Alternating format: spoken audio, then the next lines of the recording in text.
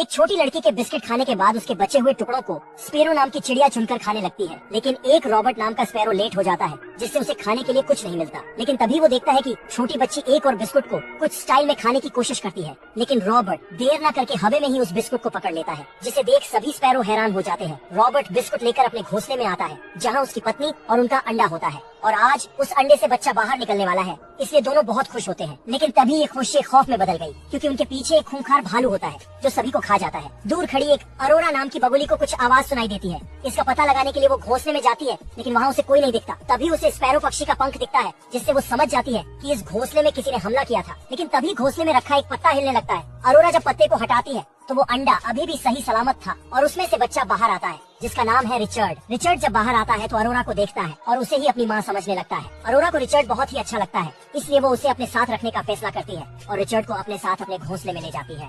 Richard जब बाहर आता है तो अरोरा को देखता है और उसे ही अपनी माँ समझने लगता है। अरोरा को रिचर्ड बहुत ही अच्छा लगता है, इसलिए वो उसे अपने साथ रखने का फैसला करती है और रिचर्ड को अपने साथ अपने घोंसले में ले जाती है, जहाँ उसका पहले से एक मैक्स नाम का बच्चा होता है। तभी वहाँ अरोरा का पति क्लोडियस आ जाता है। वो रिचर्ड को देखते ही अरोरा से कहता है इसे जहाँ से लाई हो वहीं छोड़ाओ, क्योंकि क्लोडियस हमेशा से स्पैरो पक्षी से जलता था। लेकिन अरोरा के काफी मनाने पर वो मान जाता है। कुछ दिन बीतते हैं और हम रिचर्ड और मैक्स को देखते हैं, जो अब बड़े हो चुके हैं। एक दिन वो दोनों खेल रहे थे कि तभी रिचर्ड जोश में आकर उड़ता हुआ बादलों की ओर बढ़ता है। तभी हवा के दबाव के कारण वो लड़खड़ाकर नीचे गिरने लगता है, लेकिन मैक्स उसे बचा लेता है। इसके बाद हमें पता चलता है कि सर्दियों के मौसम में बगुले अफ्रीका जाकर रहते हैं, क्योंकि वहाँ का मौसम सही रहता है। लेकिन रिचर्ड अफ्रीका तक का सफर तय नहीं कर सकता, क्योंकि उन्हें समंदर पार करना है, जिसके लिए बड़े पंख होने चाहिए। अरोरा उससे कहती है तुम हमारे वापस आने तक इंतजार करना, लेकिन वो उनकी बात नहीं मानता और चुपके से उनकी रखी हुई सभा में चला जाता है। लेकिन तभी पत्थर टूट जाता है और रिचर्ड उनके सामने जा गिरता है। इस बात के लिए उसे बहुत डांट पड़ती है। लेकिन तभी पत्थर टूट जाता है और रिचर्ड उनके सामने जा गिरता है। इस बात के लिए उसे बहुत डांट पड़ती है। तभी अरोरा उसे उसी जगह ले जाती है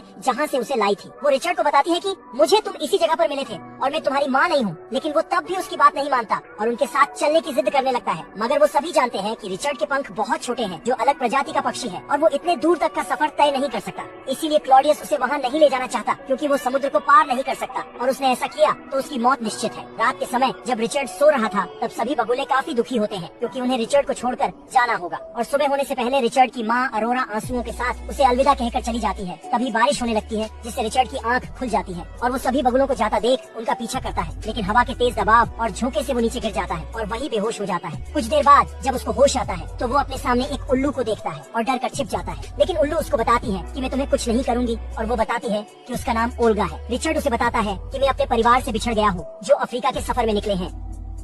रिचर्ड उसे बताता है कि मैं अपने परिवार से बिछड़ गया हूँ, जो अफ्रीका के सफर में निकले हैं। तब ओल्गा उससे कहती है मैं तुम्हें अफ्रीका तक ले जा सकती हूँ, लेकिन रिचर्ड उसे मना कर देता है कि मुझे तुम्हारी मदद नहीं चाहिए, मैं अकेले ही अफ्रीका तक जा सकता हूँ। ये कहकर रिचर्ड वहाँ से निकल जाता है, लेकिन वो अपना रास्ता भूल चुका था। और तभी वहाँ पर कई सारे चमगादड़ आ जाते हैं, जो रिचर्ड पर हमला करने के लिए उसकी तरफ बढ़ते हैं। तभी ओल्गा वहाँ आकर उसे बचा लेती है, जिसके बाद रिचर्ड अपनी बदतमीजी के लिए उससे माफी मांगता है और उसे अपने साथ सफर पर चलने के लिए कहता है, जिस पर वो राजी हो जाती है। और अगली सुबह जब रिचर्ड की आँख खुलती है तो वो अपने आप को शहर में पाता है, क्योंकि वो बस के ऊपर ही सो गए थे, जिससे वो काफी आगे पहुंच गए थे और अब इनका सफर शुरू होता है। रास्ते में ओल्गा को भूख लगती है तो वो एक खाने के पार्सल को चुरा ले जाती है और वहाँ से निकलने के बाद उन्हें एक घर में तोता दिखता है। वो उसे बचाने के लिए उसके पास जाते हैं, लेकिन तभी उस तोते का मालिक आ जाता है। मौका देखकर तीनों वहाँ से भाग जाते हैं। तोता बचपन से ही पिंजरे में कैद था, इसलिए वो सही से उड़ नहीं पाता। किसी भी तरह वो तीनों ट्रेन के अंदर चले जाते हैं, क्योंकि वो ट्रेन भी उसी ओर जा रही थी। और सुबह होती है तो दोनों सो रहे थे और वो तोता इन्हें छोड़कर ट्रेन से निकल जाता है। और सुबह होती है तो दोनों सो रहे थे, लेकिन वो तोता इन्हें छोड़कर ट्रेन से निकल जाता है, क्योंकि उसे अपने स्टार बनने का सपना पूरा करना था। और उसी के कहने पर ये दोनों ट्रेन में बैठे थे, और जब ये दोनों उठते हैं तो उस तोते को ढूंढने लगते हैं। लेकिन कुछ कौन से उन्हें पता चलता है कि वो इन्हें छोड़कर भाग गया, इसलिए वो उस पर बहुत ही गुस्सा होते हैं, क्योंकि वो इन्हें अफ्रीका से भी दूर के शहर में लेकर आया है। इसके बाद रिचर्ड बहुत ही उदास होता है और अफ्रीका का सफर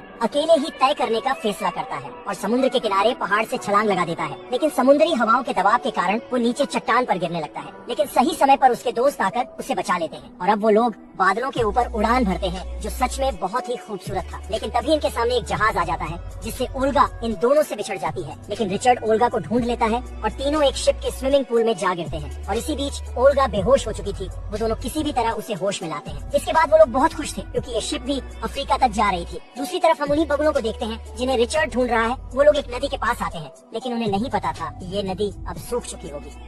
दूसरी तरफ हम उन्हीं बगुलों को देखते हैं जिन्हें रिचर्ड ढूंढ रहा है। वो लोग एक नदी के पास आते हैं, लेकिन उन्हें नहीं पता था कि ये नदी अब सूख चुकी होगी। मैक्स अपने पिता से नाराज था। तभी उसे एक बड़ा बिल दिखता है, लेकिन अचानक से कोई उसे बिल के अंदर खींच ले जाता है। दूसरी तरफ ये लोग अब खुशी से अफ्रीका तक पहुंच जाते हैं, लेकिन इन्हें नहीं पता कि रिचर्ड के परिवार यानी कि बगुले किस जगह है। तभी उन्हें 2 ऑनलाइन कबूतर दिखते हैं जो रिसर्च करके उन्हें उनके परिवार तक पहुंचाते हैं। रिचर्ड आते ही बगुलों से मैक्स के बारे में पूछता है। उसके पिता बताते हैं वो नाराज होकर उस बिल में चला गया जहां हम बगुले नहीं जा सकते, लेकिन मैक्स की माँ को यकीन नहीं हो रहा था कि रिचर्ड अफ्रीका तक कभी पहुंच भी पाएगा। मैक्स की माँ रिचर्ड को देखकर बहुत खुश होती है। मैक्स की माँ रिचर्ड को देखकर बहुत खुश होती है, लेकिन तभी कबूतर बताता है कि ये रास्ता तो बिज्जू के बिल तक जाता है जो बहुत ही खतरनाक शिकारी है। लेकिन रिचर्ड अपने दोस्तों के साथ अपने भाई मैक्स को बचाने के लिए उस खतरनाक बिज्जू के बिल में चला जाता है। लेकिन कीकी थोड़ा फट्टू होता है, अंदर बहुत अंधेरा होता है। लेकिन तभी ओल्गा को एक बिच्छू दिखता है जिसे खाकर वो कहती है इसमें काफी मात्रा में प्रोटीन है। तभी रिचर्ड को मैक्स मिलता है जो बेहोश हो चुका था, लेकिन अचानक कीकी को बहुत सारी लाल आंखें दिखाई देती हैं। तभी रिचर्ड को मैक्स मिलता है जो बेहोश हो चुका था, लेकिन अचानक कीकी को बहुत सारी लाल आंखें दिखाई देती हैं, जिससे डर कर वो चिल्ला देता है और उसकी आवाज से वो खतरनाक बिज्जू इनके पीछे पड़ जाता है। वो रिचर्ड को खाने ही वाला था,